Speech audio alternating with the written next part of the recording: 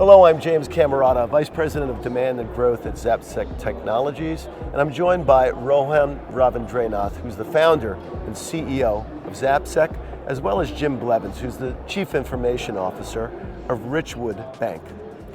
And Rohan, I'd like to ask you a question first. We've been talking a lot about AI and the implications for cybersecurity. So as AI becomes more powerful and the risk increases, what are the steps that companies and enterprises need to take to ensure that the models are capable but also secure? Yeah, and I think, when you break it down, right, it's probably going to be three different aspects.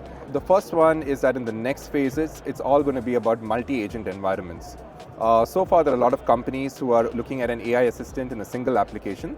But in the next phase, it's going to be agents talking to agents across vendors, partners, and other cloud platforms. The next thing that I would say is the rise of MCP class connectors. They work beautifully as a universal adapter, if you will, in order to connect tools and agents, etc. But with the absence of agent identity and agent intent, the blast radius of that just increases significantly.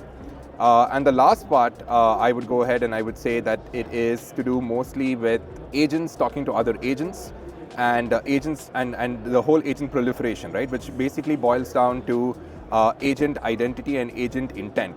And without the right intent-based access controls, that becomes extremely complex. What would I say to enterprises who need to essentially look at things to incorporate right now? I would say the first thing that you should do is agent governance, right? Enforce intent-based access controls, which means that every agent has an identity, it has a certain trust boundary, it has scope permissions, and you have the entire end-to-end telemetry and traceability of that particular agent. Right. Right. And the other part I would say is really enforcing continuous adaptive trust. Mm-hmm. So that way you don't have thousands of agents essentially running wild, and it is more to do with securing your agent-to-agent and machine-to-machine communication versus your human-to-system communication, which has been the norm for so many years. Right. That's where I would say that enterprises should really invest in today. That's great. That's great advice, because really as these agents become more powerful and autonomous, you're really going to need the kind of guidelines that you've described to make them work well and minimize the risk. Right. So Jim, over to you. I know you're implementing the NIST framework, and I'd like to know from your point of view, what are the implications then for Zero Trust as you implement that, and what's the impact then on AI as you implement that at the bank? Well, I think what you see with new technologies always, where do I start? How do we venture down this journey and to go into AI, and what is the risk associated with it? What you first start with is what assets are going to have AI. Is it partners? Is it AI that we own? Is it something we have within our infrastructure with a current relationship? And that's how you understand what the risk is. Once you see what that asset is doing, what is it providing, where is it facing, internally or externally, that helps you understand what risk you now need to put controls around. And Zero Trust seems to be the first direction we wanted to go, is to understand how do we keep people within guardrails without policing them, but also give them the notifications within the Zero Trust platform to let them know, hey, this is an unacceptable platform to use, and then direct them back to our platform, back to an asset that we control, we understand what the controls are around it, and it's passed our compliance testing. So with the NIST framework, you look at the controls associated, directive controls, preventative controls, and detective controls. And that Zero Trust platform typically will give you a good start on that, along with other controls. So we want to give them policies from a directive standpoint. We want to give them, put agents out that will give us visibility from a detective control, and then that Zero Trust is that preventative control. So that's the framework we're starting with, and we really build it following the NIST guidelines. That's great. And so it's interesting that you've got great balance between the potential for the models and risk, and also you're thinking about the technology and how people are being notified about it and what the interaction is. You're helping. So that's a really nice, you're not policing them, you're helping them. Right.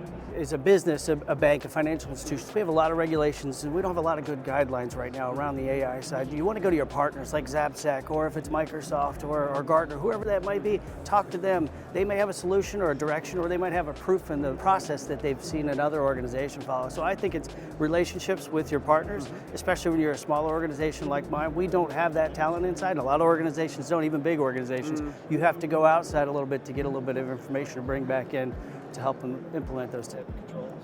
That's great advice, to reach out to others who maybe have experimented, know more, and get the best advice possible. All right. Rohan, anything you'd add? I would just say that the shift is now moved more from prompts to agents to now the Mythos class capabilities that are being available, right? So I think a lot of it is also to do with how quickly can, when this starts becoming more generally available to adversaries, how quickly can we come in to help industries across BFSI, healthcare, energy, and retail remediate these vulnerabilities, right? Because the speed, because the bottleneck is really going to be not how fast you can discover them, but how well and how efficiently you can go ahead and get them fixed. And that's, I think, a key area that we have in the works and we're helping enterprises with, and that's an accelerant that we want to bring to the table in a big way. Excellent. Yeah. Thank you. Thank you, Rohan. Thank you, Jim, and appreciate you taking the time. Thanks, and James. thanks for joining us. Right. Thank you.